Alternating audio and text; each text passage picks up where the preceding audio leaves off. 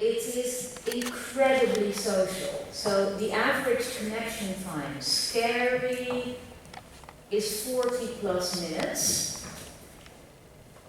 The mobile watch time is increasing, doubling, plus 100% per year.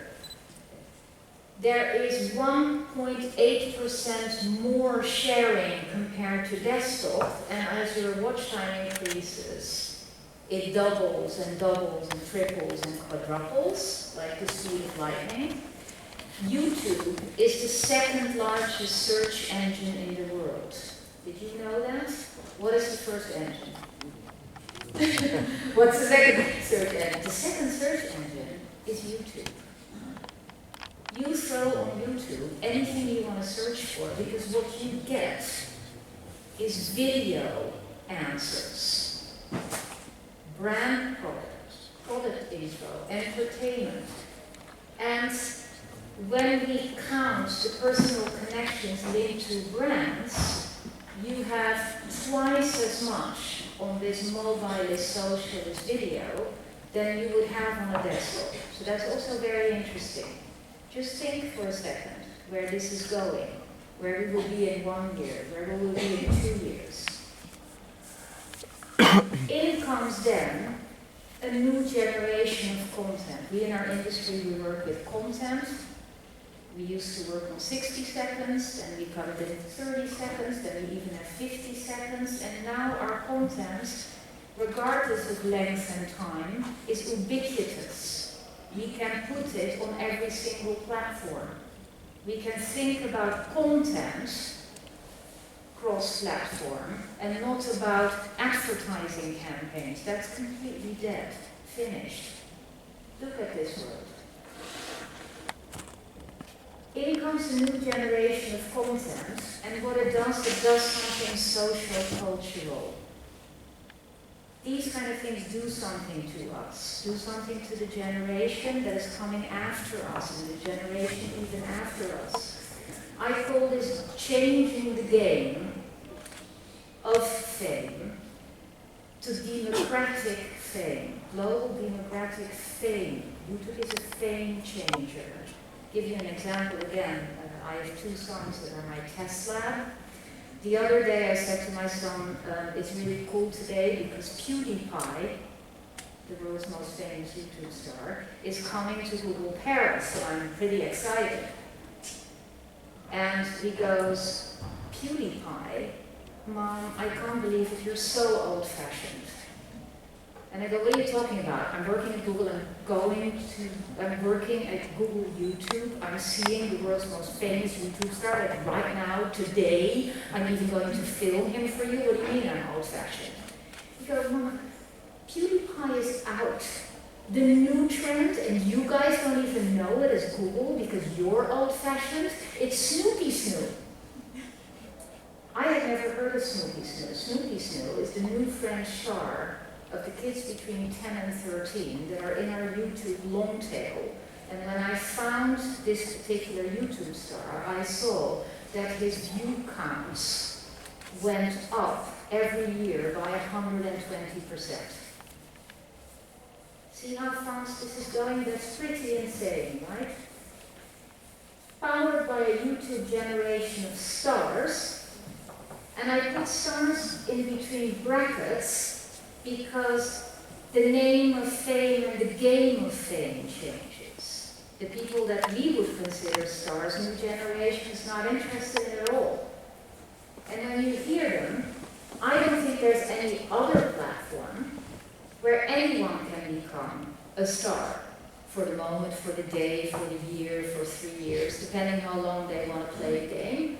Creators on YouTube are so diverse. That's what's unique about them. They are for everyone and anyone, but they are, when they start, anyone and everyone. How many people in this room have a YouTube channel? How many subscribers do you have? 4,000. Not bad. Not bad. You have potential. We might find you in our long tail. So this was Variety magazine. big American entertainment magazine. And when you look at the scores of the people that this millennial audience most admires, poor Will Smith and Denzel Washington have the 15th and the 16th place. And who are in number 1, 2, 3, 4, 5, 6 YouTube stars? Nuts, right? Popularity scores. Why? Teens' emotional attachment to YouTube stars is as much as 7 times greater than that towards traditional celebrity. YouTube stars are perceived as 17 times more engaging and 11 times more extraordinary than mainstream stars. 2015 Digital Star Survey for Variety magazine. This is very close to home. I talked to a luxury client yesterday morning, and that luxury client said, we're a bit, we spend hundreds of millions of euros a year on amazing, beautiful movies with iconic stars. We actually now do that for one segment of an audience because the other segment is not interested anymore. So at the same time, we're doing a lot of stuff with this new star system and the beauty bloggers and the beauty vloggers, because if we don't do the two things at the same time, we will lose an audience that is up and coming and is going to be my mainstream audience in the next 10 years. And it's also powered by creative agencies, and it's powered by brands, because everybody sees this happening and is starting to work with it. That's where we come in.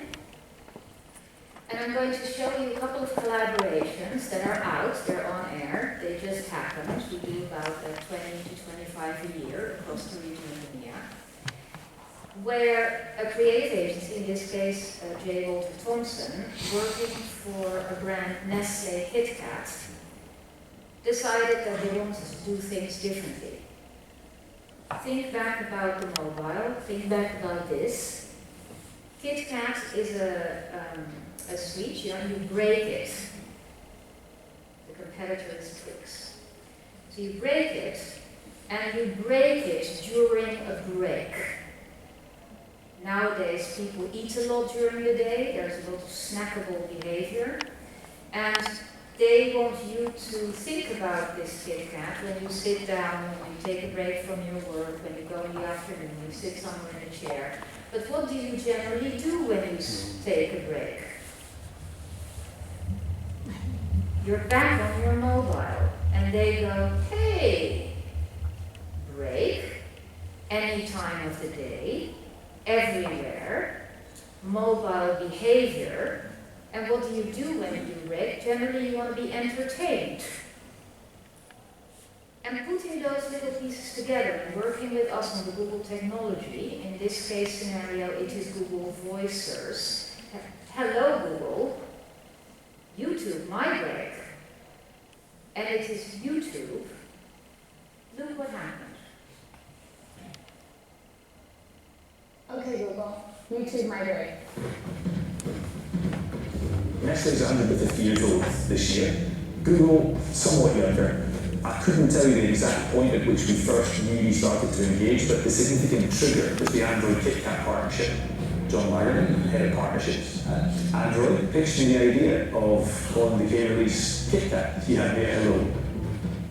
So mobile was key to the campaign because that's how people take breaks today. The work we've been doing with Kit Kat for the past few years, we've been very much mobile first. It's where most of our audience are connecting with the brands. One of the breaks that kept on coming out quite strongly every time we talk to consumer is the YouTube break. Today in the modern world, you could be in a tube, you could be on a train, wherever you could be, the potential is that you're interacting with your mobile device. The idea for YouTube My Break originated in the UK market. They brought it to me. Absolutely, I loved it because the beauty is in the simplicity. You can have a break just by getting a mobile device and saying, Okay, Google, YouTube, my break. YouTube My Break. YouTube, my break. YouTube My Break. And what comes up top of the results is a Kit Kat video, which leads you directly to the curated list of the hottest, most trending videos from YouTube that day. It's the first time we've ever used voice search to drive a campaign, And that's being really mobile first. We've gotten some amazing results, nearly 5 million views around this particular campaign. Even though the campaign lived within the UK, we got results from all over the world. We got a great amount of PR, which is fantastic because that was definitely part of what we wanted to do at the start. You don't make breakthroughs unless you take risks. The great thing about working with Google is you guys are all about pushing boundaries. What really surprised me was just how international it was. I was getting emails from the guys in YouTube at San Bruno because they wanted YouTube branded Kit Kats. We absolutely love working with Google. All I'd say to you is this is just the beginning. So you see they branded the product YouTube. It's a little Google promotion heavy, but if you skim that all away, it is taking Google voice search. Hello Google, can you tell me what weather it is today in Bilbao? Yes, Mailine. The weather in Bilbao today is slightly cloudy and it's 70 degrees. If you tried it, download the app. This is where we're going.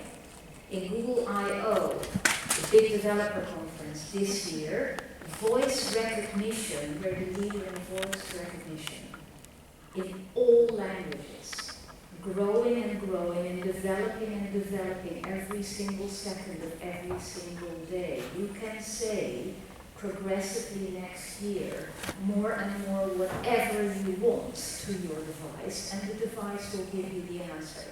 In this case scenario, it was very simply linking YouTube migrating Google's voice search to something that already exists, which are the daily top trending videos worldwide on YouTube. It's a playlist, it exists, it's being aggregated, and putting the two together to give you an exciting break every single time with new entertaining content. So this did something for the brand. The awareness is a 5-year high following landmark Google tie-up. 1 million plus YouTube breaks started through KitKat. 5 million views of the created content on KitKat's channel, and 143 pieces of global PR coverage in major publications. That we do together. Ideas, technology, knowledge of technology, and mashups, development. Another company that we all know very well is working with an agency called Mailine Swildens, who also loves to push the boundaries and loves to look at how to experiment with all kinds of different platforms. They went big this time, so they went on Nike Women, and there's a campaign which is called Better For It. Nike powers women to be better for it, and it's more than a campaign. It's a year-long program. It's activation, it's sponsoring of races, it's making of products, it's using spokeswomen everywhere in public places, in the entertainment industry, in companies. It's very interesting. And Nike there makes a call to action to share, promote, and embrace women's fitness and sports, saying that Better For It is much more than a hashtag. And what they're doing is they're becoming a content creator. So they are now creating an original series. Nike produced 8-episode series set to debut on YouTube in a new way for the athletic gear giant to inspire fans of the brands to work out. If you guys haven't seen this, I really encourage you to see it, because the script and the thinking behind it that the agency produced is pretty amazingly funny. So it's about these two ladies. She's called Lily and she's called Margot. She is a fitness YouTube star, so she's very popular and she has a lot of views. And she doesn't do fitness at all, is sort of an electronic game geek, thinks she's kind of overweight, and is on the other end of the spectrum of I'm not doing any exercise at all.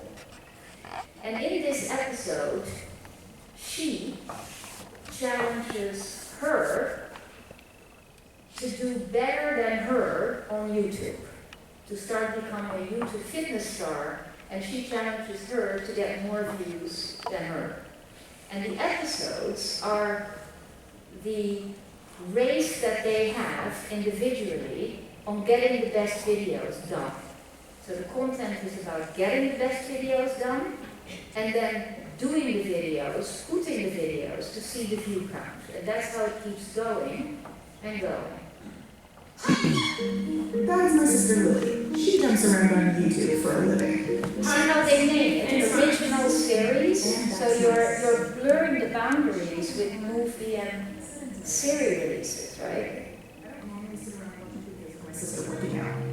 This is research for that.